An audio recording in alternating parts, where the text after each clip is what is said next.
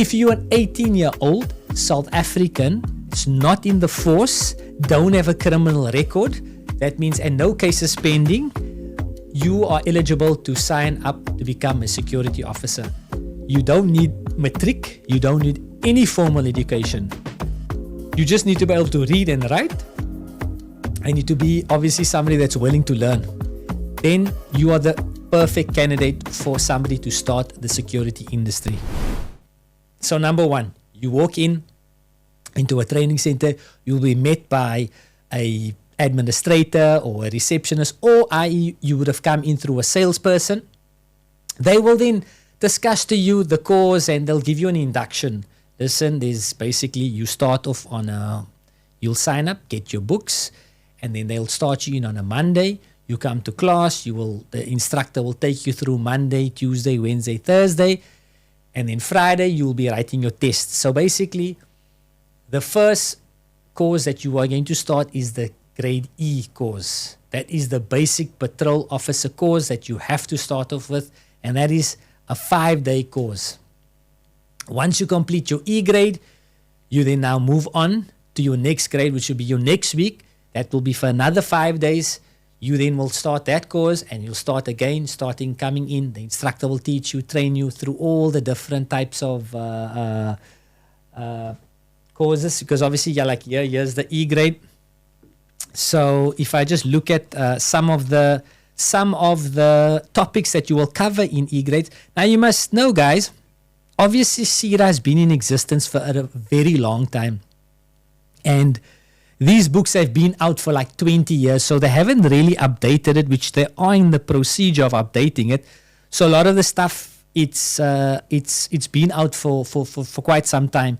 So if you see in chapter 1 in grade E, obviously I'm having it's personal hygiene, appearance, basic public relations, occupational safety, the roles and function of a security, observations, legal action, guarding and patrolling, industrial relations, bombs, explosive devices and firearms, discipline, use of fire extinguishers, radio and telecom communication, self-defense, because this is your fundamentals if you want to enter into the security industry. So obviously then you have done a 5-day course, and now you've completed your E grade. You now officially finished that segment. Now you move on to the grade D. You see, there is a lot of same topics, but they go a little bit more in detail. Again, if you go in the grade D table, it's basic firefighting, public relations, legal aspect, pocketbooks, very important, guys, radio communication, self-defense, basic occupational safety, access control, and this is also a nice one, searching procedures and techniques, and then obviously your self-evaluation questions. I mean, obviously that's like the D grade. So that will be again a 5-day class, 4 days, and the 5th day you write your exam.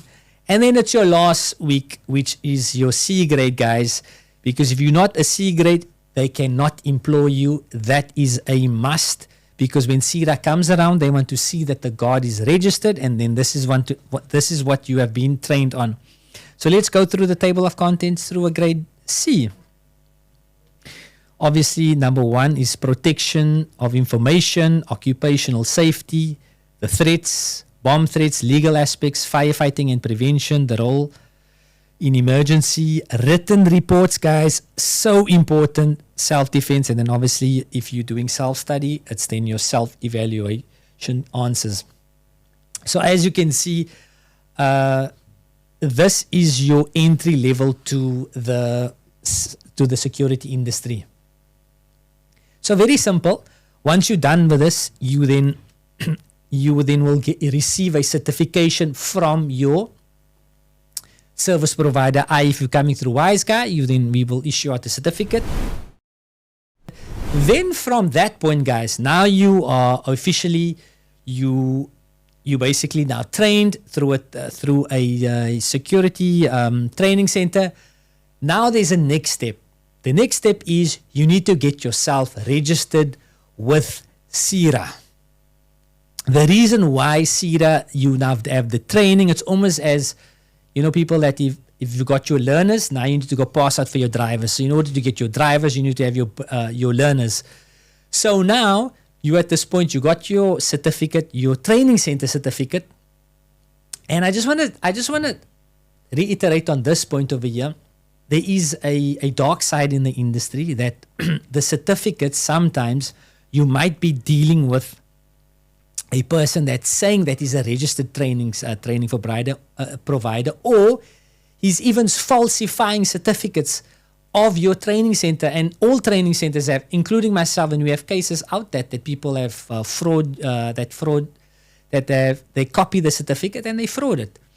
So make sure that when you are dealing with somebody, that the certificate is basically with a reputable training center. And remember, guys, this one here you need to keep in your mind. If you are going to a training center and they're taking longer than 14 days after you have done, and your course report has not been loaded on the PSIRA database, understand that they are rolling your course report fee. So what that means is that they overloaded their backlog office and they don't have capacity, and they're dragging you on, or they did not pay the PSIRA fees over to the PSIRA, and that is a big problem in the security industry.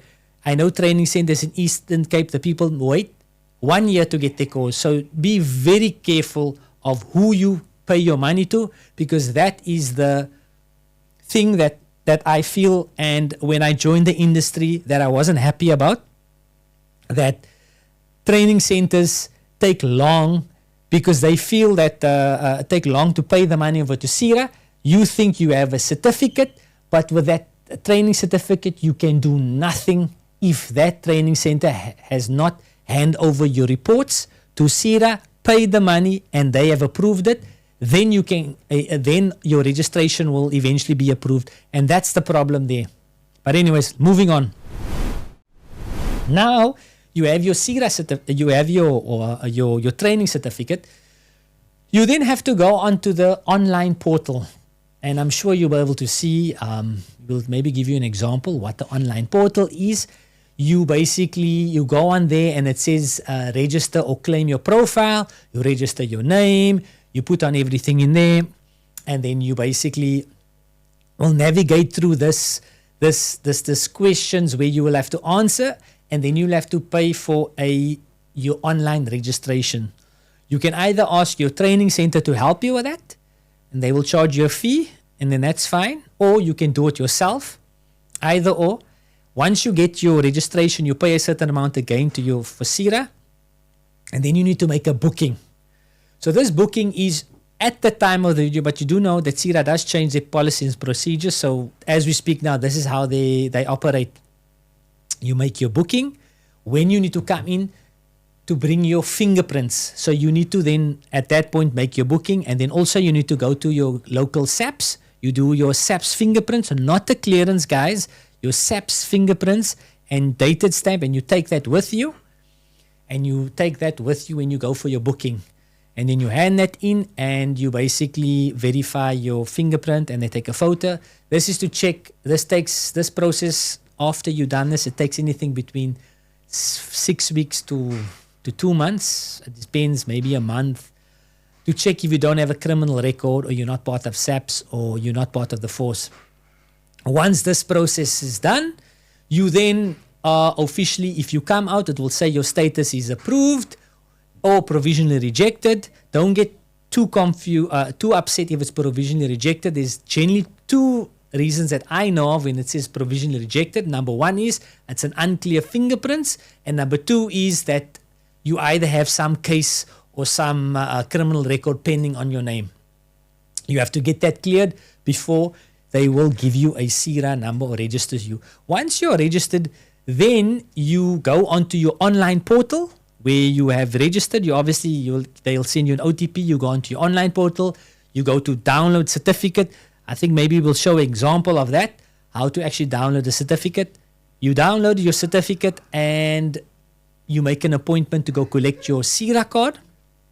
And then from there, you are officially a security officer. Now you are eligible to work at any registered security company, and from there you can build yourself up.